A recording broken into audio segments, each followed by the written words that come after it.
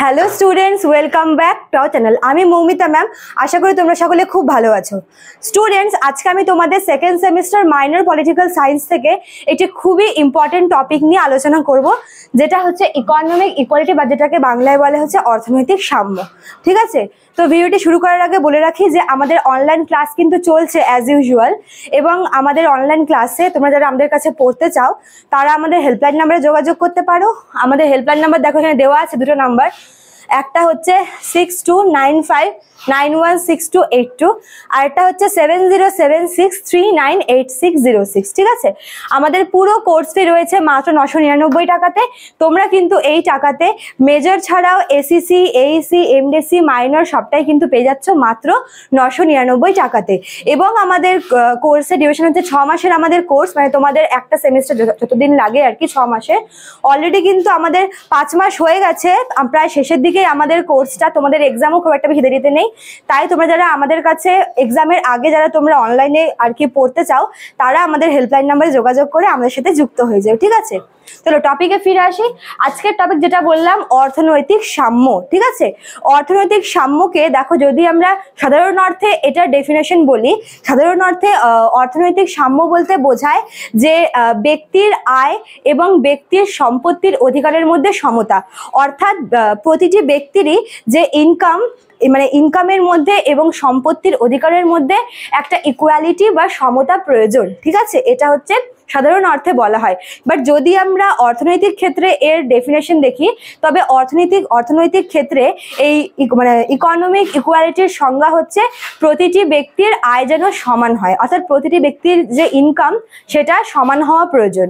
শুধু সেটাই না, প্রতিটি ব্যক্তির এই সম্পত্তি, মনে করো যে অর্জনের অধিকার, সম্পত্তি ভোগ করার অধিকার, সম্পত্তি বিক্রয় করার অধিকার যেন সমান হয় বা সেম হয়। ঠিক আছে, এটা হচ্ছে অর্থনৈতিক ক্ষেত্রে অর্থনৈতিক সাম্যের ডেফিনেশন হিসেবে ধরা হয়ে থাকে। দেখো, আমরা জানি যে আমাদের সমাজে কিন্তু অর্থনৈতিক বৈষম্যটা কিন্তু মানে প্রচুর পরিমাণে দেখা যায়। ঠিক আছে, কেননা আর এই যে বৈষম্যটা, এই বৈষম্যটা কি করছে, মানুষের মধ্যে কিন্তু এক ধরনের ভেদাভেদ সৃষ্টি করছে। অর্থনৈতিক বৈষম্যটা কিরকম, মনে করো যে আয়ের ক্ষেত্রে বলো বা সম্পত্তির অধিকারের ক্ষেত্রে বলো, আমরা কিন্তু মানুষের মধ্যে একটা বৈষম্য দেখতে পাই। ঠিক আছে, এবং এই বৈষম্যটা রয়েছে বলেই কিন্তু সমাজে যে অর্থনৈতিক আর কি সাম্য, সেটা কিন্তু প্রতিষ্ঠিত হয় না।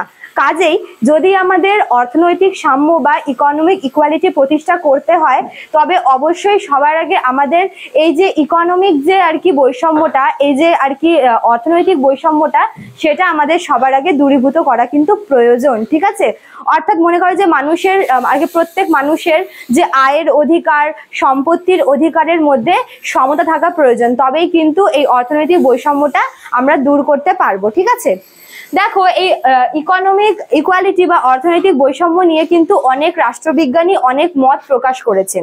যদি আমরা মার্ক্সবাদীদের মতামতটা দেখি, মার্ক্সবাদীরা মনে করেন যে সমাজে যত রকমেরই বৈষম্য হোক না কেন, সমস্ত কিছুর মূলে রয়েছে অর্থনৈতিক বৈষম্য। অর্থাৎ তিনি মনে করেন যে এই যে ইকোনমিক ডিসক্রিমিনেশনটা বা এই যে অর্থনৈতিক বৈষম্যটা, এটা কি করছে, সমাজে মানুষের মধ্যে মানুষের বৈষম্য সৃষ্টি করছে।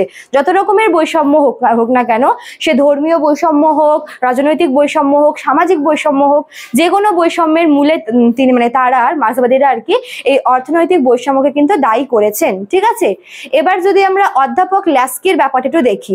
অধ্যাপক ল্যাস্কি একজন বিখ্যাত রাষ্ট্র বিজ্ঞানী। তিনি মনে করেন যে শুধুমাত্র যে এই সম্পত্তির অধিকার সেটা না, তার মনে হয় যে এই সম্পত্তির অধিকারের থেকে সমপরিমাণ সম্পদের অধিকারকে অগ্রাধিকার দেওয়া দরকার। মানে তিনি সম্পত্তির অধিকারের থেকেও আর কি সমপরিমাণ সম্পদের অধিকারকে বেশি প্রায়োরিটি দিয়েছেন, বেশি গুরুত্ব দিয়েছেন। ঠিক আছে, এবং তিনি এটাও মনে করেন যে রাজনৈতিক ঐক্যের মধ্যে যদি আমরা এই অর্থনৈতিক ঐক্যটাকে দেখতে না পাই, তবে কিন্তু একটা প্রকৃত ঐক্য গঠিত হবে না। ঠিক আছে, অর্থাৎ আমরা বলতে পারি যে সমাজে অর্থনৈতিক বৈষম্য দূরীভূত করা প্রয়োজন, তবেই কিন্তু আমরা সমাজে অর্থনৈতিক যে সাম্য বা ইকোনমিক ইকুয়ালিটি সেটা গঠন করতে পারবো। ঠিক আছে, তো এতটুকুই ছিল তোমাদের অর্থনৈতিক সাম্যের উপরে ক্লাস।